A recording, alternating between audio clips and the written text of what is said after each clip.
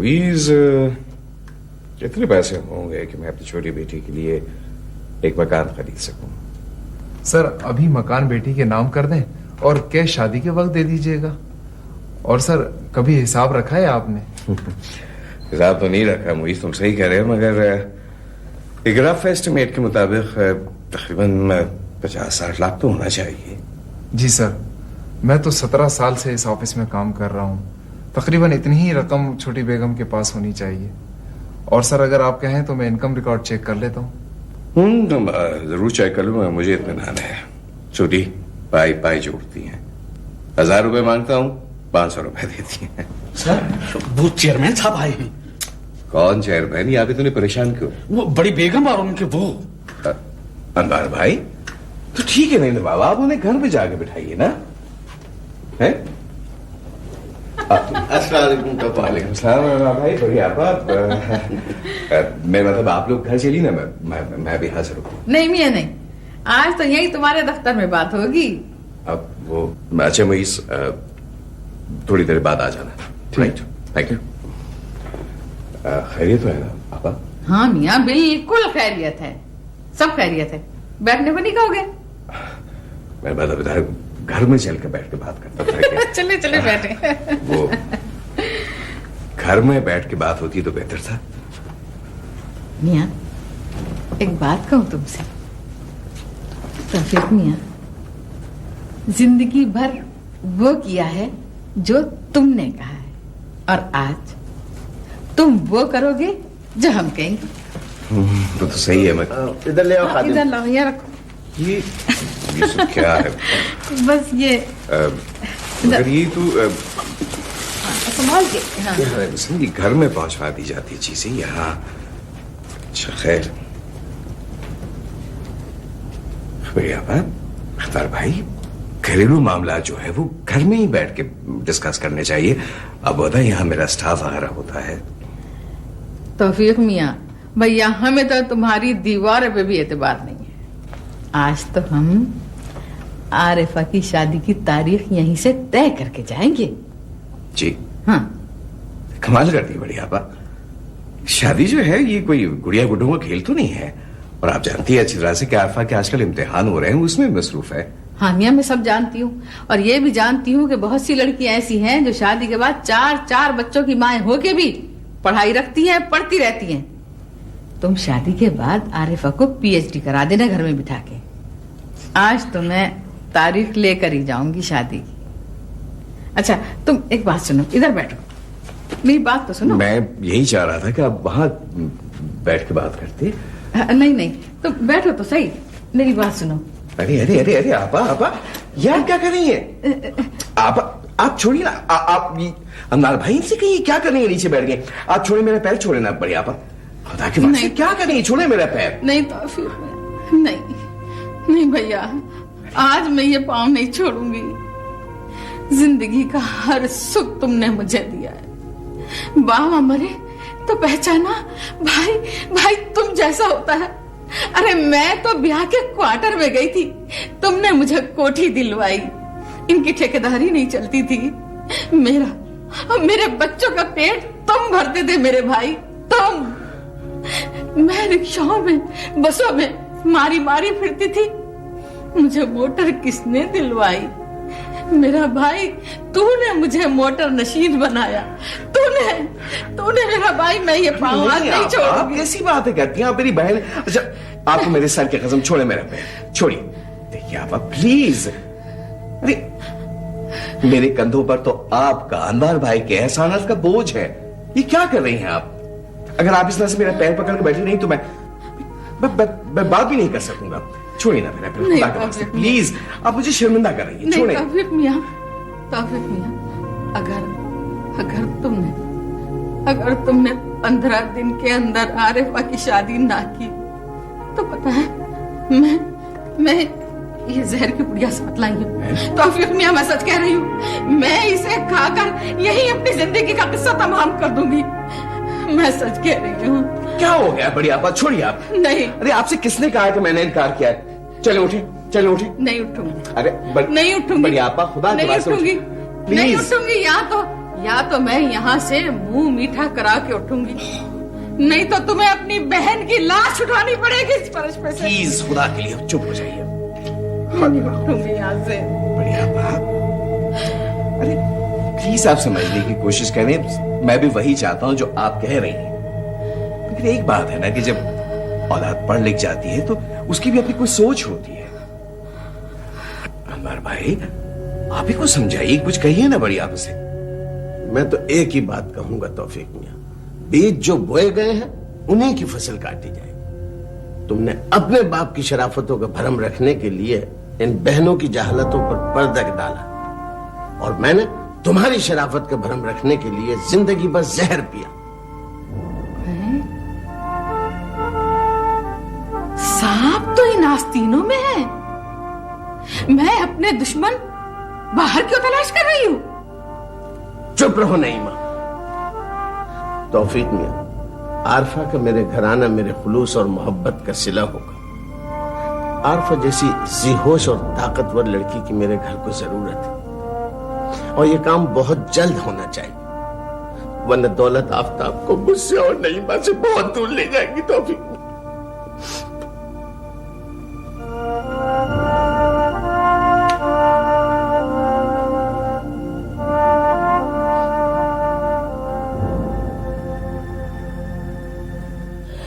मेरे को कुछ नहीं हुआ बेगम साहब, मेरे को तो कुछ भी नहीं हुआ। कुछ नहीं हुआ? रसोलियां भरी हुई है, जाल जंजाल भरा हुआ है, ऑपरेशन बहुत जरूरी था। मेरे को माफी दो बेगम साहब, मैं भले ऐसे ही मर जाऊं, ऑपरेशन मैं नहीं कराऊंगी। ये मुमकिन है कि मैं तुम्हें मर जाने दूं? कमाल कर दिया तुमने। वार्ड से तुम निकली कैसे? नर्स से झूठ बोल के निकली थी बेगम साहब कि घर से कोई मिलने को आया है, थोड़ी बात करनी है। औरत को कुछ हो गया तो मैं खुद को जिंदगी भर माफ नहीं कर सकूंगी।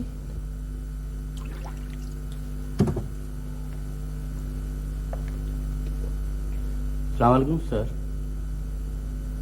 तुम आ गए? सर मैं तो सुबह 6 बजे ही ड्यूटी पर आ जाता हूँ।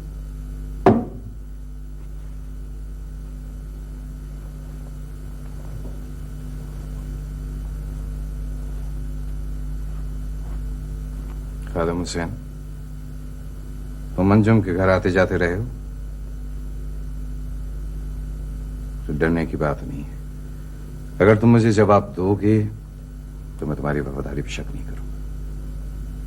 सर क्या हिला रहे, बताओ, जवाब दो ना मुझे। मैं भी बेटियों का बाप हूं सर। बेबी यहां से जब गई थी तो बहुत छोटी थी, और बेगम साहबा अकेली। मैं समझता हूं, देखो खादिम हुसैन, अगर तुमने मेरी बेटी की खबरगिरी की है तो मैं तुम्हारा मामला हूं। अंजुम का घर देखा है तुमने? सच बताता हूं सर, तीसरे मकान तक तो जाता आता रहा हूं। उस वक्त तक रूसा कितनी बड़ी हो गई थी? बेबी यही कोई 7-8 बरस की थी सर। तुमने खुद देखा था उसे? जी हाँ सर। उसके बाद वो लोग पता नहीं कहाँ चले गए। सर अगर आप हुक्म करें तो पता करूं? हाँ खादिम हुसैन, पता करना होगा। बेहतर सर। अच्छा सुनो, वो दफ्तर मुवैज अगर हैं तो उनको मेरे पास भेज दो। बहुत अच्छा। अम्मी, अम्मी आप क्यों जा रही हैं हैदराबाद? हलीमा इतनी बीमार है। अम्मी को जाने दो बेटा, मैं ठीक हूँ। बेटे मुझे बहुत जरूरी काम है इसलिए जा रही हूँ, मैं शाम तक वापस आ जाऊंगी। अम्मी, जब लालिमा का सांस रुकता है ना तो मुझे डर लगता है। खुदा ना करे बेटा, कोई सांस वास नहीं रुकता है। मैंने खाला जी को कह दिया है, वो आ जाएंगी। डॉक्टर भी अभी आते होंगे। डॉक्टर का नंबर मेरी डायरी में लिखा हुआ है, तुम डॉक्टर नसीर को फोन कर लेना। है लिखा हुआ, पर आप जल्दी से अपना काम खत्म करके वापस आए। बेटा बस उतनी ही देर लगाऊंगी जितनी देर में वापसी का प्लेन मिलेगा। आसिफ साहब, आपको बड़ी तकलीफ होती है, मुझे बड़ी शर्मिंदगी होती है। जब आप इस तरह की बात करती हैं अंजुम तो मैं बहुत शर्मिंदा होता हूँ। और सोचता हूं शायद बोझ बन गया हूं आपके लिए। आसिफ अंकल, आप ऐसी बातें मत किया करें। अगर अम्मी नहीं आती ना एक दिन, तो मुझे जरा सी परेशानी होती है। जिस दिन आप नहीं आते ना, उस दिन तो बस पता नहीं। डू यू लाइक मी बेटे? I love you uncle. Thank you so much बेटे।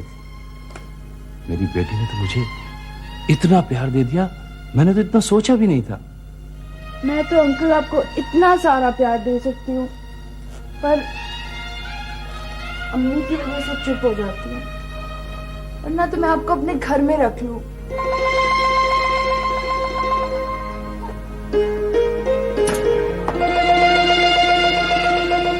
गुल्लू भैया, गुल्लू भैया, गुल्लू भैया!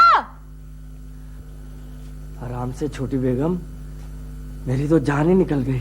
मेरी भी जान निकल गई है गुल्लू भैया। भैया हिसाब किताब कर रहे हैं। हिसाब तो देना होगा छोटी बेगम। अरे सितम तो देखो कि बिछड़ी हुई बेटी का हिस्सा लगा रहे हैं, और मुझे पूछा भी नहीं। मेरा कहीं नाम कहीं जिक्र नहीं आया है गुल्लू भैया। अरे छोटी बेगम, जिक्र नहीं आया तो क्या हुआ? तुम तो साहब की जान के साथ लगी हुई हो। बेटियों को तो हिस्सा देके अलग कर देंगे, तुम तो साथ साथ रहोगी। अरे खाली खुली चाकरी करवाएंगे मुझसे, खाली खुली चाकरी गुल्लू भैया। छोटी बेगम, ईमानदारी से बताओ, किस बात की कमी है तुम्हारे पास? साहब ने तुम्हारे नाम 400 गज का सही, 15 लाख रुपए मालियत का मकान ले रखा है। तुम्हारे नाम बैंक अकाउंट अलग है, और 10-15 लाख रुपए तो घर में भी होंगे। छोटी बेगम, तुम तो साथ रहोगी साहब के, वो खर्चा पानी अलग है। अगर एक कौड़ी भी दे जाओ ना, तो गुल्लू भैया छोटी थाली में मुझे खाना खिलाना, समझे? कैसे करोगे छोटी बेगम? साहब की सारी जमा पूंजी तो तुम्हारे पास है। गुल्लू भैया, क्या हूं मैं? बड़ी चीज। बड़ी चीज हूं मैं, बड़ी चीज हूं गुल्लू भैया मैं। देखो, मैं मैनेजर को भी फोन कर दूंगी। ये चेक मैं काट रही हूँ, तुम ऐसा करना कि 10 लाख रुपए जो घर के खर्चे वाला अकाउंट है उसमें ट्रांसफर करवा देना मेरे अकाउंट से, समझे? छोटी बेगम, जब निकलवाने हैं तो 30-35 लाख जो कुछ भी है सारे निकलवा लो। गुल्लू! जी छोटी बेगम। जितना तुमसे कहा जाए उतना करो, जितना सुनो उस पे अमल करो, समझे? हाँ, आखिर 30-35 बरस से भैया हमको संभाल रहे हैं, उनका भी हक बनता है, उनका ख्याल हम ही को करना है। छोटी बेगम, छोटी बेगम, कोई ऐसी हरकत ना करना छोटी बेगम, जिसके गुनाहों का बोझ मुझ जैसा गरीब आदमी ना उठा सके। बड़ी खिदमत की है तुम्हारी छोटी बेगम। हमने भी बड़ा खुश रखा है गुल्लू तुम्हें। 1000 रुपए महीना तनख्वाह के अलावा देती रही हूं तुम्हें। हमारा भी नमक खाया है तुमने। और अगर भैया को मालिक समझ के नमक हलाली का हक अदा करना चाहते हो, तो एक बात याद रखो, सारा इल्जाम, समझे? और ये भी तुम जानते हो कि भैया मेरी ही बात मानते हैं। नहीं छोटी बेगम, नहीं, खुदा के वास्ते ऐसा ना करना छोटी बेगम। मैं तो अपने साहब की इज्जत की खातिर आपके इशारों पे नाचता रहा। मुझे क्या पता था आप उस जैसे छोटे आदमी को इतने मजबूत जाल में पालने की। क्या पता था गुल्लू को? गुल्लू भैया, कहाँ का जाल, कैसा जाल? सबसे मजबूत जाल तो खुद ये जिंदगी है। बड़ी की शादी अम्मा ने करवा दी, घर बस गया। भैया ने 2 शादियां कर ली। पिंजरे में फंसी इस चिड़िया का किसी को ख्याल नहीं आया।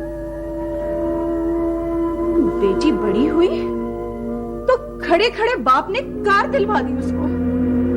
अरे गुल्लू भैया, सारी उम्र खिदमत मैंने की, मैंने हर बात मानी, मुझे क्या मिला? क्या मिला मुझे? कितना तपती हो तुम अंदर ही अंदर छोटी बेगम। तुम्हारे अंदर की आग इस घर को जला के राख कर देगी छोटी बेगम। हाँ गुल्लू भैया, शरीफ घरानों की चार दीवारी में होने वाली ये जंग ऐसी ही होती है। न चलने वाले को पता होता है, न जलाने वाले को पता होता है। ठीक है गुल्लू भैया, कोई हमें जलील समझ के अपने पैरों तले रगड़ेगा तो हम भी चुप नहीं बैठेंगे। हम भी बता देंगे बैरिस्टर साहब को, करके देखे वो तकसीम अपनी दोनों बेटियों में जायदाद। गुल्लू भैया, हम भी बता देंगे उन्हें, बता देंगे हम भी उन्हें। अल्लाह रहम करे छोटी बेगम तुम पर। मैं तो तुम्हारी महरूमियों को मासूम समझ के तुम पे तरस खाता रहा छोटी बेगम, तरस खाता रहा, तरस खाता रहा।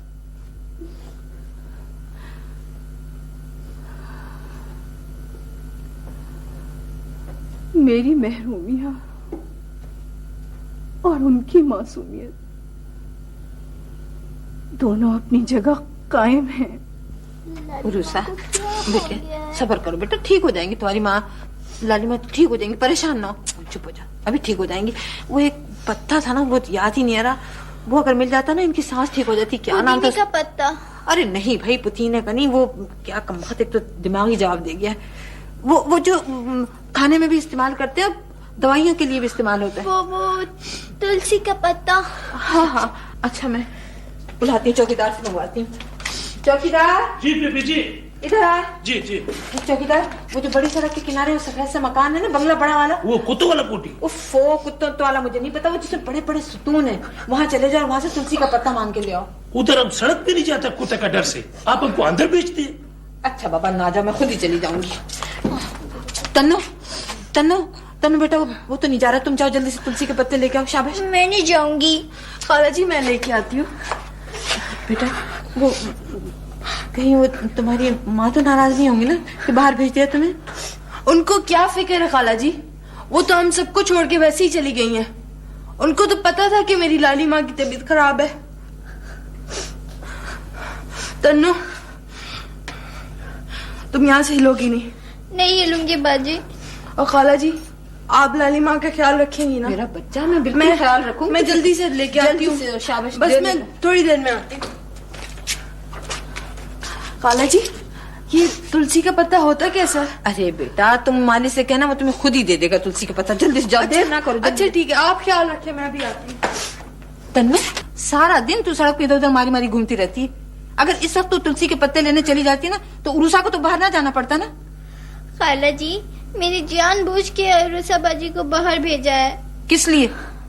लाली माँ लमिया के पास जाने वाली है ना, अगर वो यहाँ होती तो क्या हालत होती उनकी। सदके जाऊं मेरी बच्ची, तू तो 100 बड़ों की एक बड़ी है। इस नन्ही सी उम्र में तूने कितने दुख सहे हैं। कितने क्या खाला जी, मुझे तो दुख ही दुख नसीब हुए हैं। अगर कोई सुख नसीब हुआ है तो वो इस घर में आके। मेरे मौला, तू इस औरत पे रहम कर दे मेरे मौला। इसने तो अंजुम का सारा बोझ अपने कंधों पे उठाया हुआ है।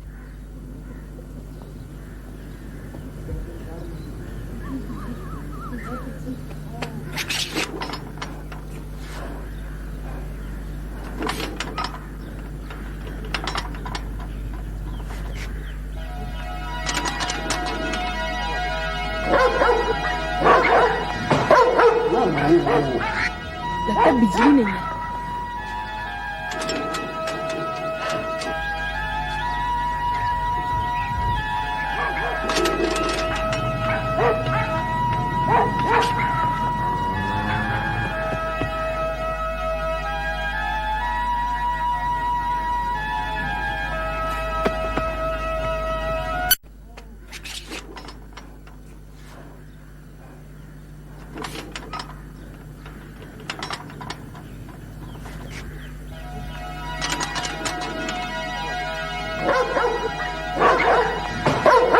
लगता है बिजली नहीं है।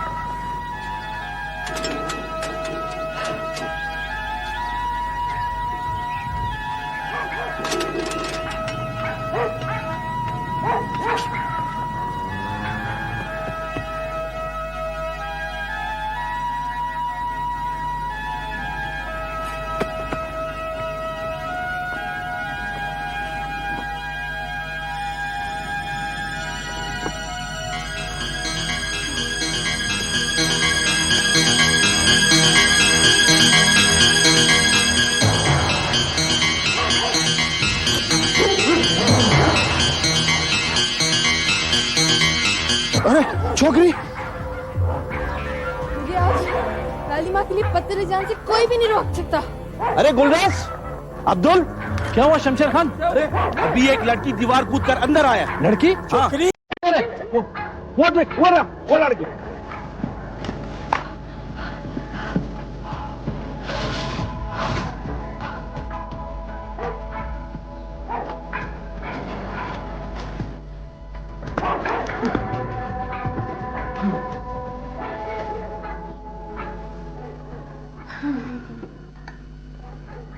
जब्बार, और तुम हमेशा गलत वक्त पे चाय लाती हो। रख दो मेज पे।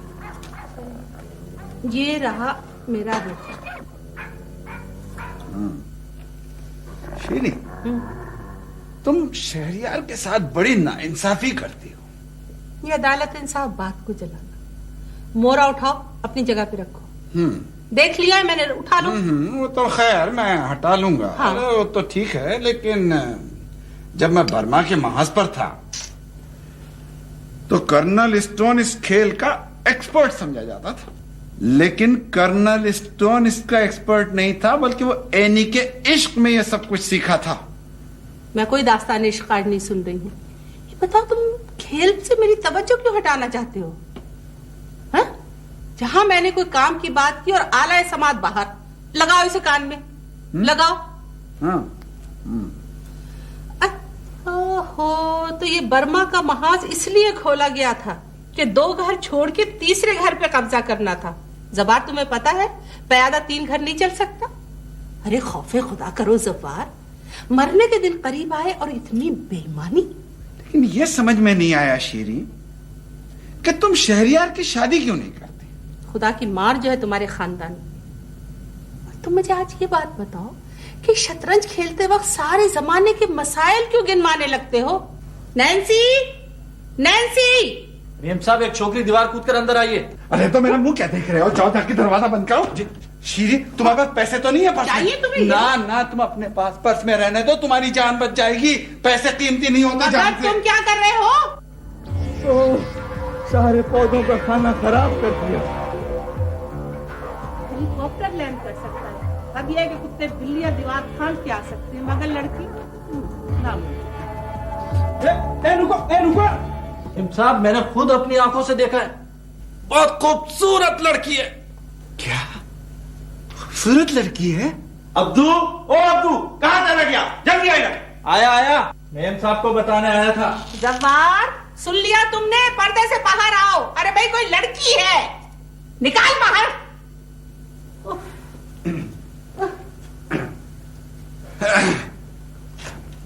शीरी, बर्मा के महाज पर भी एक ऐसी सिचुएशन क्रिएट हुई थी। जरूर हुई होगी, और मैंने ऐसे ही हैंडल किया था। वो चौकरे गिर जाएगा, लड़की गिर जाएगा, वो गिर जाएगा, वो चौकरे। ए लड़की उधर नहीं जाओ, उधर कुत्ता है। नहीं जाओ बाबा उधर।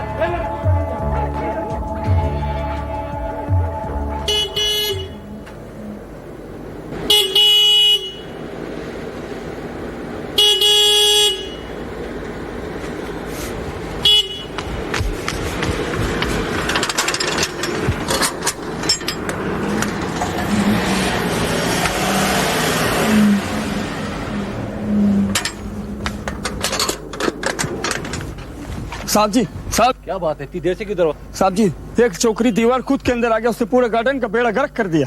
क्या छोकरी घर में आ गई? क्या बक रहे हो तुम? उसने अपने आप को टाइगर के कमरे में बंद कर दिया। टाइगर के कमरे में? बेवकूफ हो तुम, पागल हो गए हो। जल्दी चलो। मुझे कुछ नहीं कह रहा। मुझे कुछ नहीं कह रहा।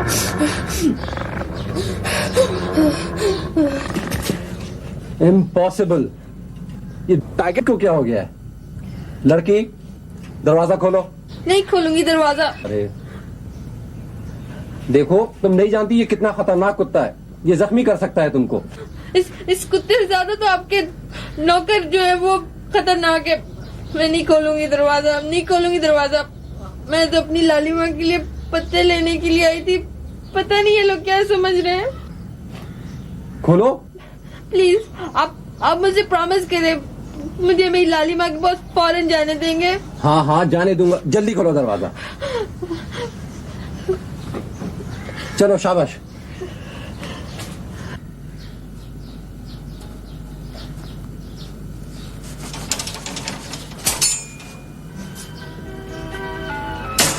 My God.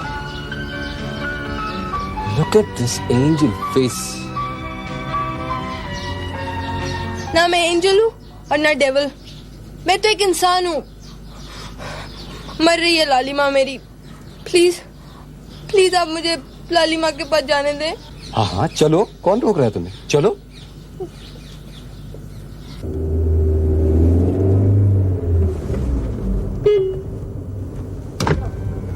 मामी से कहना मैं थोड़ी देर में आ रहा हूँ। ठीक है साहब।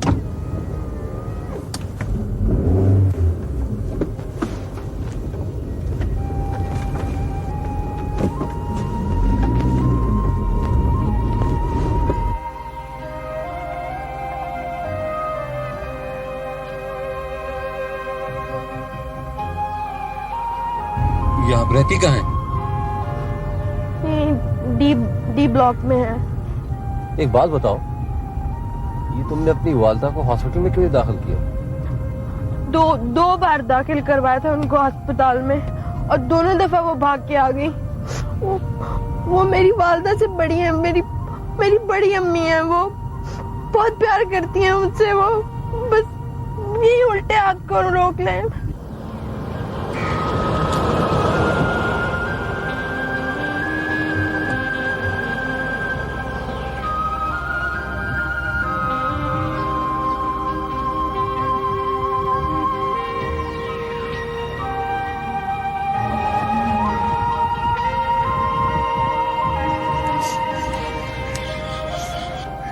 बेटी, अब तुलसी के पत्तों की जरूरत नहीं रही बिटिया।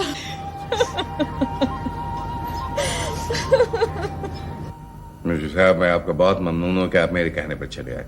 Thank you. सारी जिंदगी नमक खाया आपका तौफीक मियां। ये तो आपकी इनायत है। अगर देखिए ना, आप कितनी आराम की रिटायर जिंदगी गुजारे थे, मैंने फिर एक दफा आपको दफ्तर की उलझनों में उलझा दिया। आपकी जरूरत मेरे आराम से बहुत ज्यादा है। हाँ, वो हमारी आरिफा बेटी कैसी है? बहुत अच्छी है माशाल्लाह से। वैसे आप देखेंगे तो आपकी तबीयत खुश हो जाएगी। बहुत सही है। वैसे एक बात है कि माँ की महरूमी ने उसे बड़ा तुनक मिजाज बना दिया है, और यही बात कभी कभी मुझे बहुत परेशान कर देती उसकी तरफ से। आपके घर को दूसरी बार उजड़ना नहीं चाहिए था तौफीक मियां। मेरे मशी साहब, बहुत कुछ हो चुका है और उसको बीते भी एक मुद्दत गुजर गई है।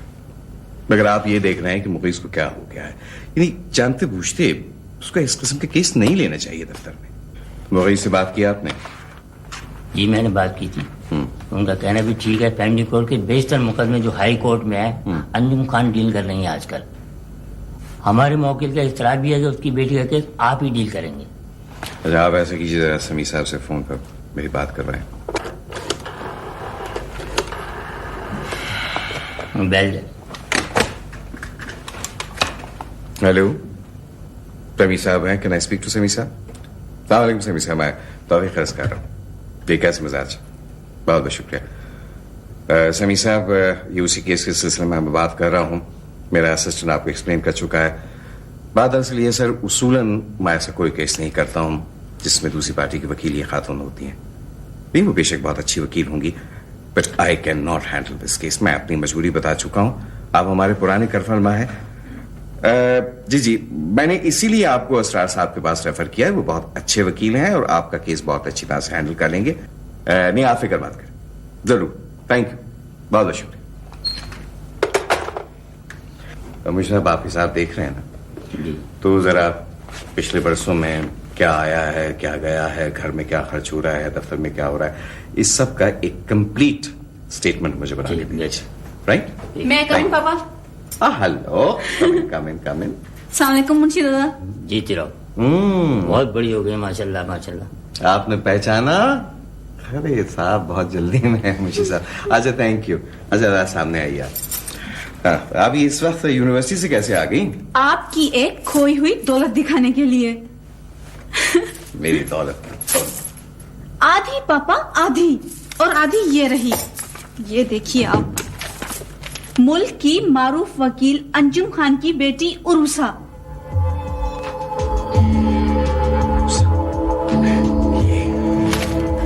जी पापा, आपकी बेटी और मेरी बहन उरुसा हमें मिल गई है।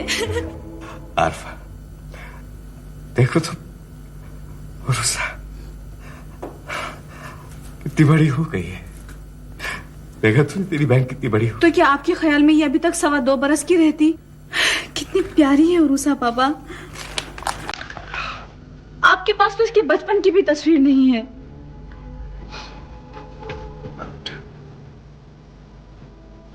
खान जिंदगी को ऐसे दुर्राही पे पहुंचा कर गई थी, जब आजकर पैरों के निशान नहीं रहते तो रुसा की तस्वीर कैसी रहती मेरे पास?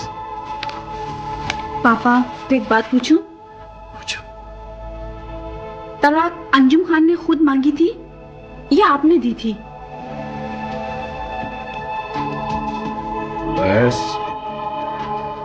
सुनने का आदि नहीं हो, तुम बहस नहीं करोगे। बहस की गुंजाइश नहीं रही, फैसला होना चाहिए। फैसला?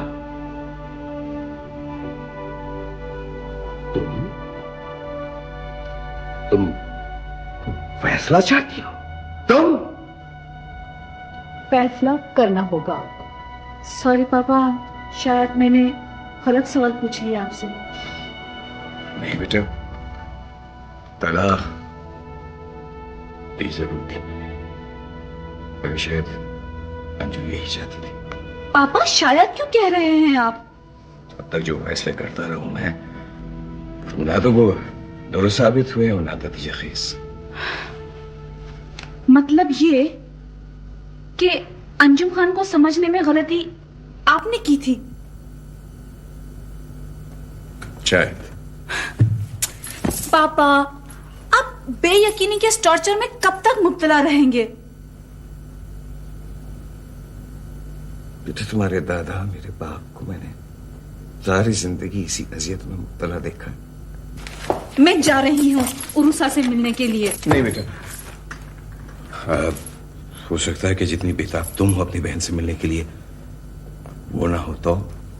अरे पापा, मैं तो उसके कान खींचूंगी, इसकी बड़ी बहन जो हूं।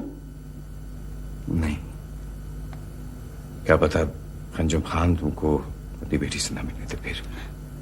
पापा इस बात का तो सवाल ही पैदा नहीं होता। वो इतनी बड़ी वकील हैं और मुझे तो पूरा पूरा हक हासिल है अपनी बहन से मिलने का। मैं जा रही हूँ पापा। नहीं बेटा, आज नहीं, मैं जाऊंगा उरुसा को लेने के लिए।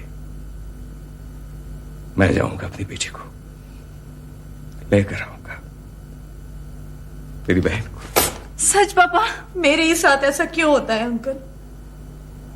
छोटी थी तो माँ छोड़कर चली गई, बाप जब जिंदगी की कामयाबियों की महराज तक पहुंचे तो तन्हा छोड़कर चले गए। शौहर मिला तो ऐसा कि इसकी नजरों में मेरा वजूद ही बेमायने था। और अब लालिमा जो मेरी जिंदगी की इमारत का सुतून थी। क्यों होता है अंकल मेरे ही साथ ऐसा? स्पेशल लोगों के लिए नेचर खुद ऐसे हालात फराहम करती है बेटे कि वो उनकी शख्सियत के और ताकतवर पहलू सामने आ जाते हैं। मैं स्पेशल कहाँ हूं? तूफानों की सर्द में आए हुए आशियाने को तिनका तिनका जोड़कर बनाती हूँ, जिसे वक्त फिर बिखेर देता है। कैसी वकालत, कैसा सोशल वर्क। लाली माँ के बगैर तो मुझसे अब ये घर भी नहीं संभल सकेगा। अंजू, बाज़ हकीकतों को एक्सेप्ट करना होता है। मैं खुद सोचती हूँ लाली माँ के बगैर तुम घर कैसे चलाओगे। सलीम, दूध उबल गया है, दलिया डालकर साहब के लिए लेकर आ जाओ। ये तुम कराची मुझसे मिलने आई हो दुरिया, या किचन में हांडी और चूल्हों से? जिंदगी की आइडियल की तलाश में नहीं गुजारी जा सकती भाई। अरे कैसी बच्चों जैसी बातें कर रही हो दुरिया, अब मेरी उम्र शादी की नहीं रही। अपने आप को धोखा देते मैंने आप ही को देखा है। अरे भाई, एक थका हारा मर्द जब घर वापस आए, एक अच्छी सी बीवी हो, उसकी मुंतजिर हो, घर का सुख हो, चैन हो, इससे ज्यादा आइडियल लाइफ और क्या हो सकती है? हाँ, तुम भी दुरिया कुछ अम्मी की तरह बातें करने लगी हो। अम्मी ही की तो बातें हैं जो मैं दोहराती रहती हूँ। जिंदगी में एक औरत मिली भी तो पता नहीं क्या हुआ उसका। कहाँ है वो अंजुम खान? नसीमा, आप खुला चाहती हैं क्या? ये मुझसे पूछें जी आप। हमारी बहन में इतनी ताकत होती तो ये कभी के अपने भाइयों के घर आकर बैठ गई होती। देखिए जी, हम तीनों भाई कनाडा में, माशाल्लाह लाखों रुपए का बिजनेस है हमारा। हम अपनी बहन को पाकिस्तान के गांव में मुसीबत उठाते नहीं देख सकते। सरकारी स्कूलों में पढ़ाता है बच्चों को। नसीमा, आपका भी अपने शौहर के बारे में यही ख्याल है जो आपके भाई का है? गुजर तो बहुत मुश्किल से होती है वकील साहब, मगर मेरा शौहर इतना बुरा आदमी नहीं है। इफ्तिखार किसी तारीफ के लायक नहीं। जिद्दी झक्की 18वीं सदी का शरीफजादा रह जाके 18वीं सदी में। इकबाल साहब, मैं आपको भाई समझकर कुछ समझाना चाहती हूँ। आप अपनी बहन के लिए अच्छा नहीं कर रहे। इंसानी रिश्तों के हवाले से दुनिया का सबसे ज्यादा मकरू काम मर्द की दी हुई तलाक और औरत का मांगा हुआ खुला है। एक बसे बसाए घर का उजड़ना जमीन और आसमान दोनों पर इतना भारी हो जाता है कि फिर आसमान छत नहीं रहता और जमीन पैरों तले से खिसक जाती है। क्या अच्छी बात कही है पुराने लोगों ने कि जिस घर की दहलीज पर मर्द सरपरस्त का जूता दिखाई दे वो घर मोतबर होता है। कोई औरत, कोई मां ये नहीं चाहती कि उसकी गृहस्थी बेतबार हो जाए। काश कि मैं आपको समझा सकती कि इंसानी घर की बेतबारी इस मुआशरे का सबसे बड़ा अलमिया है। अल्लाह आपको जज़र दे। शुक्रिया। चलो नसीमा।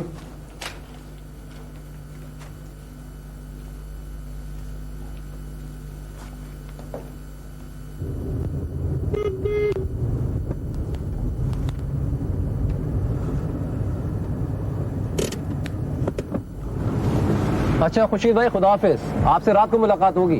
हाँ शहरियार, सुनो, वो जरा मासूम से बात कर लेना। मेरा ख्याल है वो कल सुबह इंग्लैंड से निकल जाएगा। पहले आप कॉटन के सैंपल्स तो जमा कर ले। वो मैंने ऑफिस में कह दिया है। चलो ठीक है, ओके, खुदा हाफिज।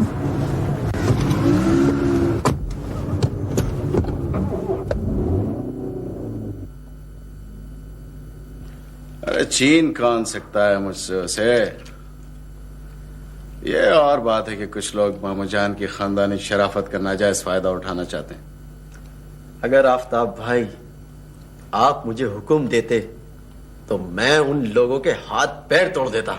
सर, मैंने दीवार के पीछे खड़े होकर सारी कार्रवाई अपनी आंखों से देखी है। लड़कों ने ऐसी दहशत बिठा दी उस पर कि आइंदा सारी जिंदगी इधर का रुख नहीं करेगा वो। साहब, आप हमें डायरेक्ट हुक्म देते तो हम उसकी टांगे तोड़ देते। अरे नहीं यार, इतना तो मैं भी नहीं चाहता था जितना तुम लोगों ने कर दिया। मैं तो बस ये चाहता था कि जरा रौब जम जाए आफ्ताब प्लाजा की रोड से गुजरने वाले पर। किधर से आया, क्यों आया, क्या काम है? जानता नहीं ये आफ्ताब अनवार एमडी कंस्ट्रक्शन कंपनी वाले का एरिया है। हा? इस तरह से। और ये फितना, ये तो सचमुच का फितना है। एक हुक्म दो, 4 हाथ आगे निकल जाता है उससे। ईमान से आफ्ताब भाई, वफादारों की तो इस जमाने में कोई इज्जत ही नहीं है। अरे एक बार आप हुक्म करो तो सही, मोटर गाड़ी के नीचे आकर जान ना दे दूं तो मेरा नाम फितना ना कहिएगा। अबे चल, बड़ा आया मोटर गाड़ी के नीचे जान देने वाला। उस दिन वो पुलिस वाले ने चालान कर दिया था तो कैसे भीगी बिल्ली की तरह से दबक के बैठ गया था अंदर, हैं?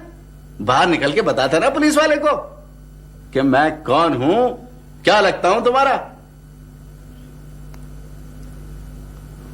अरे यार अजहर, वो एक आध लाइसेंस तो दिला दो यार इंटरनेशनल। 100 लाइसेंस ले आप, मगर अख्तर के भाई के मुकदमे का क्या किया आपने? मामू जान से बात तो कर ली है मैंने, वो खुद ही आईजी साहब से बात कर लेंगे। कब तक?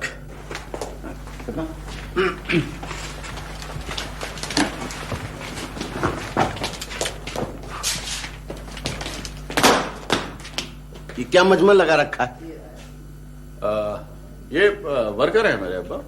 क्या कोई सियासी पार्टी बनाने का इरादा है? सियासी पार्टी जरूरत पड़ेगी तो बना भी लेंगे। तुमने दफ्तर को बाजार बना रखा है, पूरे खानदान की शराफत को नीलाम करने के लिए वो हरकतें कर रहे हो कि जिसका शरीफ आदमी तसव्वुर भी नहीं कर सकता। क्या जरूरी है कि जब भी आप दफ्तर में तशरीफ लाएं या घर में कदम रंजा फरमाएं तो इसी तरह से गरजते बरसते दाखिल हो? नफरत हो गई है मुझे तुम्हारी इन्हीं मुहज्जिब बातों से। और ये अख्तर यहां खड़ा था, ये पुलिस का मुजरिम है। मुजरिम है तो क्या हुआ? अगर मुजरिम है तो पुलिस क्यों नहीं पकड़ती उसको? तुम्हें मालूम है सारे शहर में क्या हो रहा है? जानता हूं अब्बा, जानता हूं। शहर की आबो हवा और यहां के मुरव्वजा तौर तरीक को समझते हुए ही अपना कारोबार चला रहा हूं। एक आप हैं कि अभी तक सन 47 और सन 50 के शहर की फजा से बाहर नहीं निकल सके। अनवार आर्केड के 200 मकीनों की गालियां सुनकर आ रहा हूं अभी मैं। अब्बा आप ये बने बनाए फरोख्त शुदा फ्लैटों के मकीनों की मिजाज परसी करना छोड़ दें। ये फ्लैटों में पानी के लिए 2 इंच की पाइपलाइन डलवाई थी तुमने। वो पानी के टैंकर वाले हैं ना, उनकी रोजी रिजक का हिसाब किताब रखते हुए डलवाई थी। आए बड़े ठेकेदार इंसानों की रोजी रिजक का हिसाब करने वाले। तुमने अनवार आर्केड के लिए किस तरह एनओसी हासिल किया था? अब्बा आप तो ये बिल्कुल बच्चों वाले सवालात करने लगे। ये क्यों हुआ, ये कैसे हुआ, किसने कर दिया, कब हो गया? क्लासरूम के अंदर जो बच्चा ज्यादा सवालात करता है ना, उससे वो टीचर भी बैर बांध लेते हैं। इन चक्करों में ना पड़ो अब्बा। जेब में जो आ रहा है माल उसका करो ख्याल। मैं लानत भेजता हूं ऐसी जेब वाले पर जिसे शराफत का पास भी ना हो। ये फलक बोस इमारतें हमारी रिवायतों और शराफतों के मकबरे में तब्दील। ये वर्कर है मेरे अब्बा। क्या कोई सियासी पार्टी बनाने का इरादा है? सियासी पार्टी जरूरत पड़ेगी तो बना भी लेंगे। तुमने दफ्तर को बाजार बना रखा है, पूरे खानदान की शराफत को नीलाम करने के लिए वो हरकतें कर रहे हो कि जिसका शरीफ आदमी तसव्वुर भी नहीं कर सकता। क्या जरूरी है कि जब भी आप दफ्तर में तशरीफ लाएं या घर में कदम रंजा फरमाएं तो इसी तरह से गरजते बरसते दाखिल हो? नफरत हो गई है मुझे तुम्हारी इन्हीं मुहज्जिब बातों से। और ये अख्तर यहां खड़ा था, ये पुलिस का मुजरिम है। मुजरिम है तो क्या हुआ? अगर मुजरिम है तो पुलिस क्यों नहीं पकड़ती उसको? तुम्हें मालूम है सारे शहर में क्या हो रहा है? जानता हूं अब्बा, जानता हूं। शहर की आबो हवा और यहां के मुरव्वजा तौर तरीक को समझते हुए ही अपना कारोबार चला रहा हूं। एक आप हैं कि अभी तक सन 47 और सन 50 के शहर की फजा से बाहर नहीं निकल सके। अनवार आर्केड के 200 मकीनों की गालियां सुनकर आ रहा हूं अभी मैं। अब्बा आप ये बने बनाए फरोख्त शुदा फ्लैटों के मकीनों की मिजाज परसी करना छोड़ दें। ये फ्लैटों में पानी के लिए 2 इंच की पाइपलाइन डलवाई थी तुमने। वो पानी के टैंकर वाले हैं ना, उनकी रोजी रिजक का हिसाब किताब रखते हुए डलवाई थी। आए बड़े ठेकेदार इंसानों की रोजी रिजक का हिसाब करने वाले। तुमने अनवार आर्केड के लिए किस तरह एनओसी हासिल किया था? अब्बा आप तो ये बिल्कुल बच्चों वाले सवालात करने लगे। ये क्यों हुआ, ये कैसे हुआ, किसने कर दिया, कब हो गया? क्लासरूम के अंदर जो बच्चा ज्यादा सवालात करता है ना, उससे वो टीचर भी बैर बांध लेते हैं। इन चक्करों में ना पड़ो अब्बा। जेब में जो आ रहा है माल उसका करो ख्याल। मैं लानत भेजता हूं ऐसी जेब वाले पर जिसे शराफत का पास भी ना हो। ये फलक बोस इमारतें हमारी रिवायतों और शराफतों के मकबरे में तब्दील हो जाएंगे आफ्ताब। कैसी शराफतें, अरे कैसी रिवायतें। इन्हीं शराफतों और रिवायतों के कब्रिस्तान से तो ये बेसमर कीकर के बन फूटे हैं अब्बा। बकवास बंद करो। मैंने हमेशा रिवायतों और शराफतों को कारोबार पे तरजीह दी है। सीमेंट और रेती का रेशो, 5 और 1 इंच की जगह आधी इंच सरिया। बेईमानी का ये छोटा सा पौधा जो आपने माजी में लगाया था अब्बाजान, वह हमारी उम्र तक पहुंचते पहुंचते बहुत बड़ा हो गया है। जाने दें ये बातें। इस हम्माम में हम मैं उस रोजे बस से डरता हूं कि जब तमाम ये बातें तौफीक मियां के कानों तक पहुंचेंगी। वो कल उनका वकील मुझे कोर्ट में मिला था। हाँ तो कोर्ट में मिलेगा, जाहिर है। आरामबाग म्यूजियम में तो मिलने से रहा आपसे।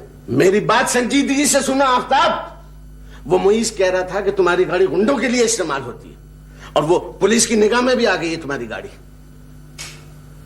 एक तो भाई ये पुलिस की धमकी नहीं दिया करो मुझे। तुम किसी से नहीं डरते तो खुदा से तो डरा करो भाई। ऐसे कारोबार के बीच लाओ ना ईमान को, न चीन ना जापान को, समझो पाकिस्तान को।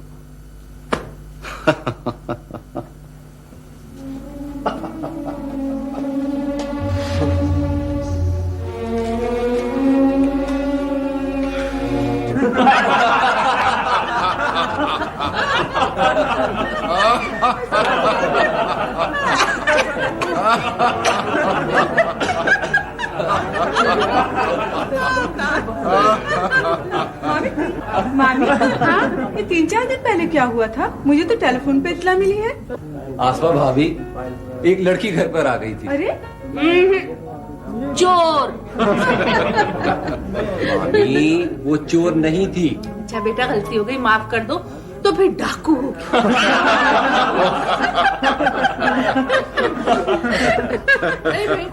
मगर सवाल ये पैदा होता है जी, वो लड़की आई कहाँ से? आसमान से टपकी थी या जमीन से फूटी थी? भाई अगर आपके गेट पर चौकीदार तो होता है बराबर। फिर मिसेस मसर्रत, मैं तो शुक्र अदा करता हूँ खुदा ताला का कि कोई लड़की शहरियार विला में आई तो। इस घर में किसी लड़की के आने की उम्मीद बाकी नहीं रही क्या? क्या सुना नहीं? बोलो, जोर से बोलो। मैं कह रहा हूँ इस घर में किसी लड़की के आने की उम्मीद बाकी नहीं रही क्या? अरे उम्मीद? अरे पूरे 5 क्रॉनिक बैचलर पैदा किया इस मुगल खानदान में।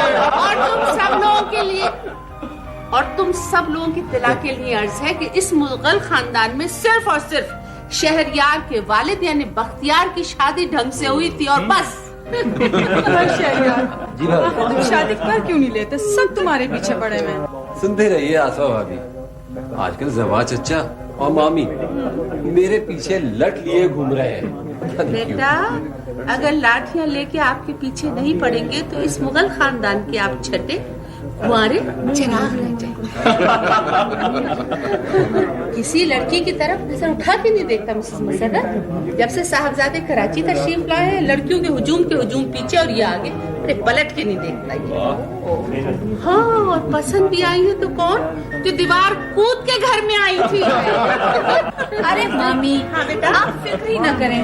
शहरयार की शादी तो मैं खुद करवाऊंगी, कोई अच्छी सी लड़की। हाँ। ये बात समझाओ ना इन बैरुल काहिल को। अरे लट लेके तो ये घूम रहे हैं आजकल मेरे सर के लिए। चाहते हैं सड़क चलती लड़की को रोक के शहरयार की शादी करो। अरे जब मैं बर्मा के महाज पे था तो नहीं, खुदा के लिए जब्बार, बर्मा का महाज 50 साल के बाद फिर खुल गया है। तुम जाओ और भर्ती हो जाओ। अरे हम मेजर हैं, मार के किए हमने भी। सही कह रहे हैं। सबसे बड़ा मार का तो ये है कि बर्मा के महाज के आने के बाद इन्होंने हिल के पानी तक नहीं पिया। खुर्शीद, आसफा, फरहद, आरफा जी, तुम सब लोग कान खोल के मेरी बात सुनो। मेरे शहरयार की शादी इसी साल होगी इंशाल्लाह। बिल्कुल होगी, जरूर होगी। सच बेटा? मगर उसी लड़की से। क्यों जरा चचा? नाकाबिल यकीन बात। क्या? बस मेरा दिल नहीं मानता, मुझे नहीं यकीन आता कि उस लड़की ने तुम्हारी चाहत में इस घर की दीवार से छलांग लगाई। मेरी मोहब्बत में ना सही, मगर ये छलांग बहरहाल किसी की मोहब्बत में लगाई जरूर गई थी।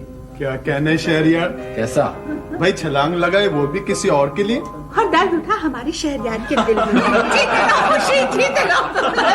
मामी, मामी वो लड़की चोर नहीं थी। साहूकार थी। वो पाकिस्तान की नादिया कम्युनिटी थी।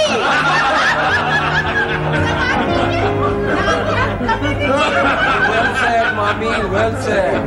Well said, mommy. Nadia Comaneci. Well said. Say thank you, mommy. Thank you, mama. देखो खादिम हुसैन, इंसान अपने फैसलों के सामने कितनी जल्दी हार जाता है। ये सब हमारी बेगम साहबा का सब्र है, जिसकी जजा खुदा देने वाला है। नहीं, इस वक्त आरफा बीबी भी फुप्पियों से बागी हो रही हैं। अगर दोनों बहनें आरफा और रोसा मिल जाए ना तो साहब को बड़ा सहारा मिल जाएगा। सुनो, तुम्हें घर मिल गया अंजुम खान का? मुझे साहब आप ही पता ले सकते थे ऑफिस जाके उनके। मैं तो जाते हुए घबरा रहा था, वैसे घर देख आया हूँ। अब देखिए साहब जाते भी है या नहीं। दे दिया पता बैरिस्टर साहब को? अरे कहीं गुल्लू के हाथ में तो नहीं दे आए पता? पागल तो नहीं हूँ दिनों में, पहले गुल्लू का एतबार था, साहब के हाथ में देके आया हूँ। भाई गुल्लू इस दफ्तर में छोटी बेगम साहिबा का जासूस बनकर आता है। चलो शुक्र है तुमने साहब के हाथ में दिया पता। बड़ी बेगम, बड़ी बेगम, बड़ी बेगम। अरे क्या बात है गुल्लू? हैं? अरे सारी जिंदगी तो तू बड़ी कहता आया है, आज बड़ी बेगम हो गई मैं तेरी। मेरे बाप की तौबा, जो आइंदा तुम्हारी शान में गुस्ताखी करूं। बड़ी बेगम, हम सब बड़ी मुसीबत में हैं। अरे क्यों मेरा दिल दहला रहा है तू? लो और सुनो भाई, कुछ मुंह से तो फूट, कौन सा आसमान टूट पड़ा है? बड़ी बेगम, हाँ, तुम और छोटी आपस का झगड़ा खत्म कर डालो, नहीं तो छोटी, तुम और आफ्ताब मियाँ मुसीबत में आ जाएंगे। अरे लानत है तेरे ऊपर, कमबख्त मारे, हद हो गई। अरे मुसीबत में आए हमारे दुश्मन। लो और सुनो, जन्म कर्म में मेरे घर आया तो मेरा दिल दहलाने को। बड़ी आई छोटी, बड़ी, हाँ, कुल्लू भैया सच कह रहे हैं। मैं और तुम इसी तरह झगड़ते रहे तो न तुम्हारा भला होगा और न मैं सलामत रहूंगी। वो दोनों भावजे इतनी जहरीली नहीं थी जैसी क़यामत ये आरफा निकली है। अरे इसने तो मेरी जिंदगी दूभर कर दी है, ऐसी शैतान लड़की है। बड़ी रातों की नींदें उड़ गई है, दिन में भूख नहीं लगती, खाना नहीं खा पाती, जिंदगी अजाब हो गई है मेरी। सब समझती हूँ, सब समझती हूँ मैं। अरे तेरा मेरा झगड़ा कैसा है? बैठ बैठ। अरे छोटी, हम तो जन्म जन्म से एक ही मुकद्दर लेके पैदा हुए। ये फसल जो आज काटी जा रही है, ये हमारे अब्बा की बोई हुई है। छोटी खाला, मैं तो कब से अम्मा से कह रही हूँ, आरफा को इस घर में ब्याह कर लाना अपने साथ दुश्मनी करना है। अरे बिल्कुल ठीक कह रही है लड़की। अरे बड़ी, वो चंदन शाह जी का भी कुछ पता है? अरे उनका पता करो वरना मामला फिर संभाले नहीं संभलेगा। छोटी, इस वक्त तो तुमने मेरे मुंह की बात छीनी। सच? जरा बताओ तो सही, हैं? हम लोगों की बेवकूफी, हमारी अक्लों में तो पत्थर पड़ गए थे। अंजुम को घर से निकाल के ये समझे कि हमारी राह के सारे पत्थर हट गए। अच्छा ऐसा करते, अभी चलो। हाँ बस अब देर मत करो। हाँ, अरे मुन्ने, अरे ओ मुन्ने। जी बेगम साहब। ड्राइवर से बोल के बड़ी वाली गाड़ी निकाले, हम लोग जा रहे हैं। अम्मा मैं भी चलूंगी। नहीं बेटी, तुम नहीं। भाई देखो ना, तुम्हारे मुकद्दर जागने का ताबीज मैं खुद लेकर आऊंगी। बस अब चलते। माशाअल्लाह, माशाअल्लाह, अल्लाह नजरे बद से बचाए। जब तुम दोनों मिलती हो तो आसमान से नूर बरसने लगता है। देखो ना भाई, आपस में कोई लड़ाई झगड़ा अच्छी चीज थोड़ी है। आपस के झगड़े से दुश्मन मजबूत होता है और फिर वो मार पड़ती है कि आदमी याद रखता है। अरे तेरा बेड़ा गरक, अभी अच्छी भली बातें कर रहा था, फिर आगे अपनी औकात पे तू ऐसी बातें करते। हाँ चलो बड़ी, बस चलते हैं। हाँ चल रही हूँ। वो रूही जल्दी से मेरा पर्स तो लेके आ। पर्स का क्या करोगी? देखो पैसे पैसे हैं ना? पैसे हैं? हाँ। अच्छा तो चलो जल्दी करो। लो और सुनो, अरे 18 बरस नौकरी की है मैंने, ग्रेड 16 की अफसर थी मैं। अरे मुझे नौकरी से निकलवाया है तो इसी अंजुम खान ने निकलवाया है। तेरी दादी से नौकरी करवानी थी उन्हें। अरे अम्मा, गबन का केस था, ऊपर से डिपार्टमेंट की इतनी मुखालफत। अरे कैसे रह सकती थी नौकरी तुम्हारी? अरे जाके दिखाऊं तुम्हारी नौकरी पर, 4 आदमियों की जेब गरम करूं, देख कैसे बहाल होती है मेरी नौकरी। अरे ये तो तेरे बाबा ने अंजुम खान को मेरा केस देकर सत्यानाश करवा दिया मेरी नौकरी का। अरे अम्मा, छोड़ दो इस नौकरी को और माफ कर दो हम सबको। अरे अंजुम आंटी का एहसान मानने के बजाय उल्टा उन्हें बुरा कहना शुरू कर दिया। अरे ग्रेड 16 की अफसर थी मैं, कौन देगा मुझे ग्रेड 16? छोड़ दो इस नौकरी के किस्से को। अरे घर में दिल लगाओ, घर में। बेचारी दादी इस उम्र तक सारे घर का काम संभाले हुए, कुछ तो तरस खाओ उन पर। मुझसे हमदर्दी ना हुई? तुम दोनों बाप बेटों ने 2 लफ्ज जो कभी हमदर्दी के बोले हो मुझसे। अरे मेरी इतनी बड़ी नौकरी चली गई। मुनीर, अम्मा चली गई अंजुम बीबी के घर? जी अब्बा, मैं अभी उन्हें मोटरसाइकिल पे छोड़ के आया हूँ। इतनी ऊंची नाक वाले शरीफ ज़ादे बनते हो, अम्मा को अंजुम खान की नौकरी में दे दिया क्या? सवेरा हुआ, चादर संभाली बड़ी भी ने, जल्दी। अरे इस उम्र में मुझे इज्जत से जिंदगी गुजारने दोगी या नहीं? अरे इज्जत रही कहाँ, ग्रेड 16 की तो मैं अफसर थी, सारी जिंदगी इस घर में तुम क्लर्क ही रहे। हाँ 35 बरस क्लर्की की है मैंने, इज्जत से रिटायर हुआ हूं। पढ़ी आई ग्रेड 16 की अफसर। अरे तुमने तो रुस्वा करके रख दिया सारे घराने को। और आज से पहले भी मैंने तुम्हें कहा था, और आज आखिरी बार बता रहा हूं शगुफ्ता, कि आज के बाद मेरी माँ के लिए एक लफ्ज भी तुम्हारी जबान से निकला तो जबान खींच दूंगा तुम्हारी। मारो मुझे, मारो, हो ना तुम नाके साके के अशराफ हवेली वाले। हमारा माजी, हमारी हवेली तो शराफतों और रिवायतों की अलंबरदार रही है औरत। अगर मौसम वही रहता तो तुम जैसी तो हमारी दहलीज पे कदम भी नहीं रख सकती थी, समझी? समझी?